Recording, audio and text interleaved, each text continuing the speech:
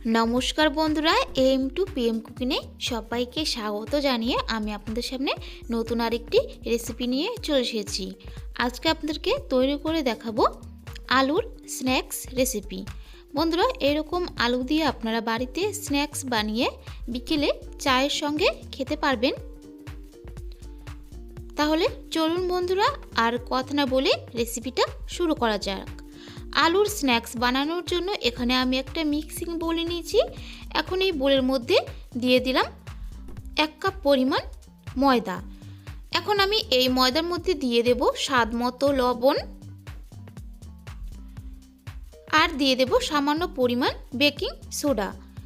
Baking soda আর লবণ ময়দার সঙ্গে ভালো মতো মিশিয়ে নেব। বেকিং সোডা আর লবণ ময়দার সঙ্গে ভালো মতো মিশিয়ে নিয়েছি। এখন এর মধ্যে দিয়ে দেব 2 চামচ তেল। তেল ময়দার সঙ্গে ভালো মতো ময়ান করে নেব। বন্ধুরা, এখানে আমি 1 কাপ পরিমাণ ময়দা ব্যবহার করেছি, আপনারা চাইলে পরিমাণটা বাড়িয়ে বা কমিয়ে নিতে পারেন। ভালো মতো ময়ান করে নিয়েছি। এই দেখুন বন্ধুরা, দলা পেকে যাচ্ছে। এখন আমি এখানে অল্প অল্প জল দিয়ে ময়দার একটা শক্ত ডো তৈরি করে নেব। বন্ধুরা, রেসিপিটা সম্পূর্ণ দেখবেন, স্কিপ করে দেখবেন না। স্কিপ করে দেখলে কিছুই বুঝতে পারবেন না। একেবারে কিন্তু বেশি জল দিতে যাবেন না, এইভাবে অল্প অল্প জল দিতে হবে আর ময়দাটা ভালো মতো মেখে নিতে হবে। ময়দা ভালো মতো মেখে নিয়েছি। এই দেখুন বন্ধুরা, এখন আমি এটা 10 মিনিটের জন্য ঢাকা দিয়ে রেখে দেব। এখানে আমি 2টো মাঝারি সাইজের আলু সেদ্ধ করে একটা বড় ছাঁকনির উপরে নিয়ে নিয়েছি। এখন একটা চামচের সাহায্যে আমি এইভাবে সেদ্ধ করে নেওয়া আলু ম্যাশ করে নেব। বন্ধুরা, এইভাবে ম্যাশ করলাম কারণ আলুতে যে এক্সট্রা খোসাগুলো আছে আলুর, সেগুলো থেকে যাবে এই ছাঁকনিতে আর আলুটা ভালো মতো ম্যাশ করা হয়ে যাবে, কোনো দলা দলা থাকবে না। যেহেতু এটা নতুন আলু, ওর জন্য এই দেখুন বন্ধুরা এরকম খোসা থেকে গেছিলো আর ছাঁকনিতে খোসাগুলো কিন্তু আলাদা থেকে গেছে। এখন এই আলুর মধ্যে আমি কিছু উপকরণ দিয়ে দেব স্বাদ মতো লবণ। লবণ আপনাদের স্বাদ মতো ব্যবহার করবেন।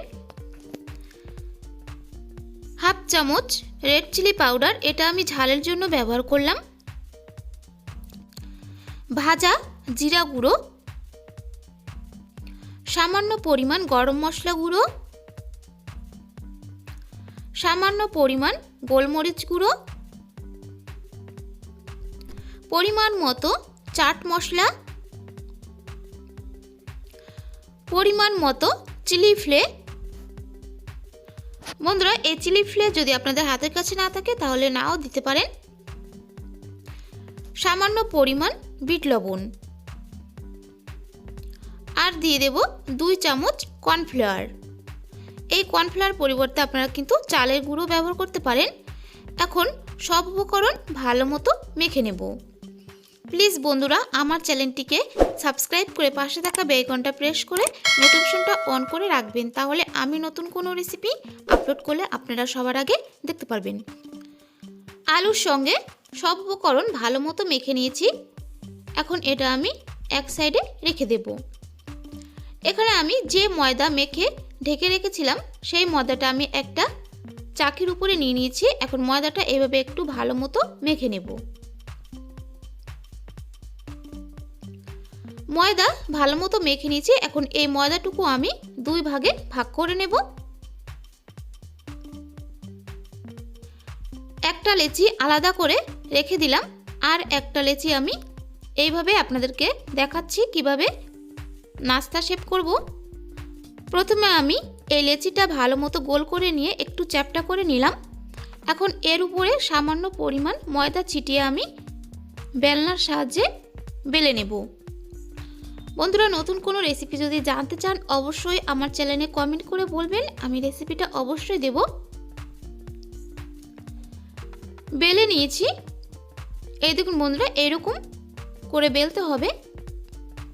এটা কিন্তু একেবারে বেশি পাতলাও করতে যাবেন না আর একেবারে বেশি মোটাও করতে যাবেন না। এখন এটার মধ্যেখানে একটা ছোট বাটি আমি এইভাবে রেখে দিলাম। তবে আপনারা এই বাটির পরিবর্তে কিন্তু গ্লাসও এইভাবে বসিয়ে দিতে পারেন। এখন এই বাটির চারপাশে আমি এইভাবে যে আলুটা মেখে রেখেছিলাম সেই আলু এইভাবে চামচের সাহায্যে দিয়ে দেব। এই আলুর পুরটা কিন্তু একেবারে বেশি মোটা করে দিতে যাবেন না, আর একেবারে বেশি পাতলাও কিন্তু করতে যাবেন না, তাহলে খেতে ভালো লাগবে না। এইভাবে ভালো মতো সমান করে দিতে হবে। আমি যেভাবে এই আলুর স্ন্যাক্স রেসিপিটা তৈরি করে দেখাচ্ছি ঠিক এভাবে কিন্তু আপনারা বাড়িতে তৈরি করে বাচ্চাদের টিফিনেও দিতে পারেন। এখন এরকমভাবে আমি চারধারে ভালো মতো সমান করে আলুর পুরটা লাগিয়ে দিয়েছি। এখন বাটিটা আমি এইভাবে তুলে নেব। এখন এই ফাঁকা জায়গায় আমি এইভাবে আঙ্গুলের সাহায্যে জল লাগিয়ে দেব। ভালো মতো জল আমি লাগিয়ে নিয়েছি। এখন একটা ছুরির সাহায্যে এভাবে কেটে নেব। আপনারা লক্ষ্য করবেন বন্ধুরা আমি কিভাবে কেটে নিচ্ছি।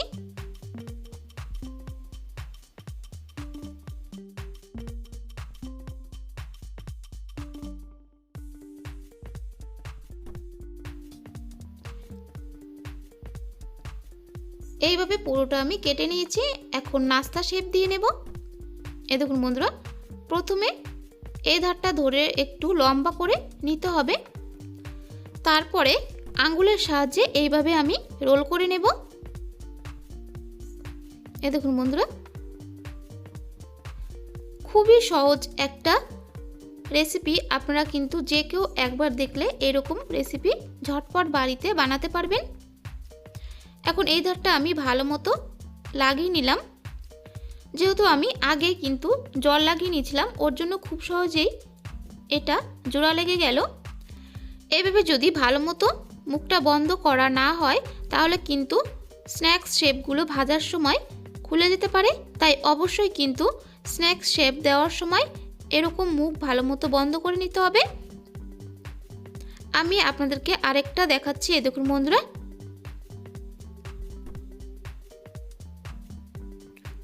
আর এই ময়দাটা মেখে নেওয়ার সময় কিন্তু একটু ময়দাটা শক্ত করে মেখে নিতে হবে, না হলে কিন্তু এরকম স্ন্যাক্স শেপ দেওয়ার সময় তুলতে অসুবিধা হতে পারে।